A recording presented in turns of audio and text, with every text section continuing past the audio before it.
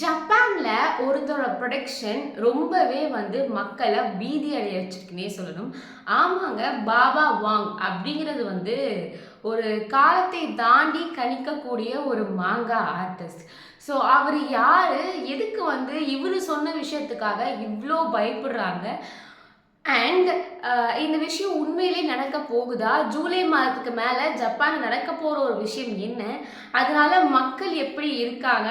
அதனால அங்கே என்னென்ன விஷயங்கள்லாம் பாதிக்கப்பட போகுது அப்படிங்கிறது தான் இந்த வீடியோ உங்களுக்கு டீட்டெயிலாக எக்ஸ்பிளைன் பண்ணேன். ஹாய், ஹலோ, வணக்கம் and welcome back to our channel மக்களே. நான் உங்கள் கண்மணி தான் பேசிட்டு இருக்கேன். இந்த வீடியோல பாபா வாங் அப்படிங்கிறவர் யாரு அப்படின்னு பார்த்துடலாமா? ஸோ பாபா வாங், இவரோட உண்மையான பேர் என்ன அப்படின்னு பார்த்தீங்கன்னா ரியோ டட்டுஸ்கி. ஸோ இவர் 1990ஆம் ஆண்டுல இருந்து ரொம்பவே பிரபலம் அடைஞ்சாரு. எதுக்காக அப்படின்னு பார்த்தீங்கன்னா, பேசிக்கலி இஸ் அண்ட் மாங்கா ஆர்டிஸ்ட். மாங்கா ஆர்டிஸ்ட்லாம் காமிக்ஸ் புக்கில் நம்ம பார்த்துருப்போம். ஸோ அந்த காமிக் புக்கில் வரைகிறவங்கள தான் மாங்கா ஆர்டிஸ்ட்னு சொல்லுவாங்க. ஸோ அந்த மாதிரி நிறைய ஸ்கெட்ச் பண்ணி இவர் ரொம்ப பிரபலமானார். அண்ட் இவர் மெயினாக பிரபலமானது எதுக்கு அப்படின்னு பார்த்தீங்கன்னா, இவர் த ஃபியூச்சர் ஐசா அப்படின்ற ஒரு புத்தகம் வெளியிட்டார். அந்த புத்தகம் சாதாரண புத்தகம் கிடையாது. அந்த புத்தகத்தில் இவர் வரைஞ்சிருக்க முக்காவாசி விஷயம் நடந்திருக்கு. அப்படி நடந்த ஒரு சில விஷயங்களில் பார்த்தீங்க அப்படின்னா, பிரின்சஸ் டயானாவோட மரணம், COVID-19 அண்ட் ஜப்பானில் 2011 நடந்த மிகப்பெரிய பேரழிவு சுனாமி. இதை பற்றி எல்லாமே அந்த ஃபியூச்சர் ஐசா புக்கில் இருக்கு. மெயினாக இவரோட திங்கிங் எல்லாமே ஜப்பானை சுற்றியே தான் இருக்கும் அப்படிங்கிற மாதிரியும் இந்த புக்கில் ப்ரெடிக்ட் பண்ணியிருக்கு. ஸோ இந்த புக்கு ப்ரெடிக்ட் பண்ணியிருக்க நிறைய விஷயங்கள் சயின்டிஃபிக்காக ஆதாரங்கள் கிடையாது. ஆனால் பாபா வாங்க நம்புற நிறைய பேர் பயப்படுற ஒரு விஷயமா இப்போ ஜூலையில் வரப்போகுது. என்ன அப்படின்னு பார்த்தீங்கன்னா, ஜூலை 5 2011 விட மிக பயங்கரமான சுனாமி ஜப்பானில் வரப்போகுது. அதுவும் டைமிங் உட்பட குறித்து எழுதியிருக்காரு. அதிகாலை 4:18 மணிக்கு வரும் அப்படிங்கிற மாதிரி. இது ஜப்பான் அண்ட் பிலிப்பைன்ஸ்க்கு நடுவில் ஒரு கடலுக்கு அடியில் இந்த பேரழிவு ஏற்படும். அது மட்டும் இல்லாமல் இந்த பேரழிவு எப்படின்னா, கடலுக்கு அடியில் கொதிக்கிற மாதிரியான விஷயங்கள் அவர் எக்ஸ்பிளைன் பண்ணியிருப்பாரு.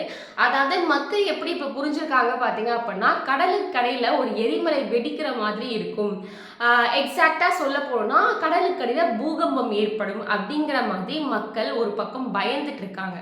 இது மக்களை ஒரு பக்கம் செம்மையா பீதி அடைய வச்சிருக்கு. எந்த அளவுக்கு அப்படின்னு பார்த்தீங்கன்னா, ஜப்பானுக்கு போக்குவரத்து, அதாவது டூரிஸ்ட்னு வருவாங்கல்ல, ஸோ அந்த புக்கிங்ஸ் எதுவுமே கிடையாது. 50-80% ஜப்பானுக்கு ஜூலை மந்தோட புக்கிங்ஸ் குறைஞ்சிருக்கு.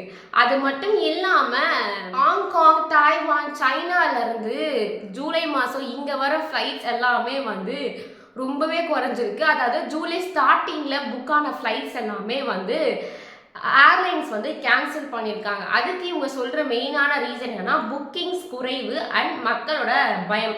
இது ரெண்டும் தான் இந்த புக்கிங் கேன்சல் ஆகிறதுக்கு மெயினான ரீசன் சொல்கிறாங்க. அப்படி பாதிப்படைஞ்சிருக்கு மக்கள்கிட்ட.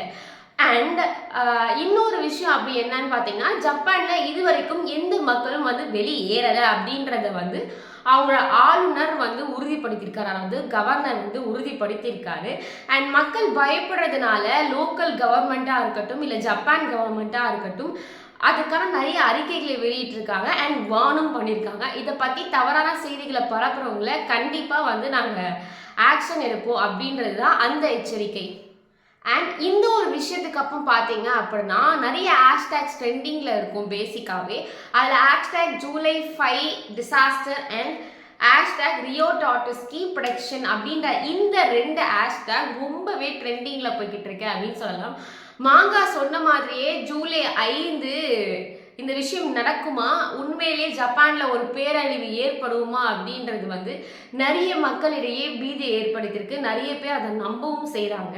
ஸோ என்ன நடக்க போகுது, உண்மையிலே ஜூலை 5 ஜப்பானில் அந்த பேரழிவு ஏற்படுமா, என்ன ஏதுன்றதை நம்ம பொறுமையாக தெரிஞ்சு தான் பார்க்க முடியும்.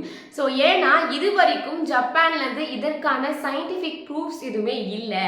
அதனால் பொதுமக்கள் யாருமே பயப்பட வேண்டாம் இதை பற்றி அப்படின்ற மாதிரி ஜப்பான் கவர்மெண்ட் சொல்லியிருக்காங்க.